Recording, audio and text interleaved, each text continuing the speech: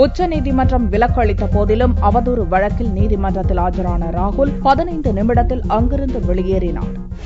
கடந்த ஆண்டு நடந்த லோக்சபா தேர்தல் பிரச்சாரத்தின் போது மகாத்மா காந்தி படுகொலைக்கு RSS தான் காரணம் என்று காங்கிரஸ் துணைத் தலைவர் ராகுல் பேசியது தொடர்பாக RSS தொண்டர் சார்பில் மகாராஷ்டிர மாநிலம் பிவாண்டி நீதிமன்றத்தில் அவதூறு வழக்கு தொடரப்பட்டது. இவ்வழக்கில் நேரில் ஆஜராவதிலிருந்து விலக்கு அளிக்க வேண்டும் என்று ராகுல் தரப்பில் உச்சநீதிமன்றத்தில் மனு தாக்கல் செய்யப்பட்டது. இதை ஏற்று ராகுலுக்கு விலக்கு அளிக்கப்பட்டது.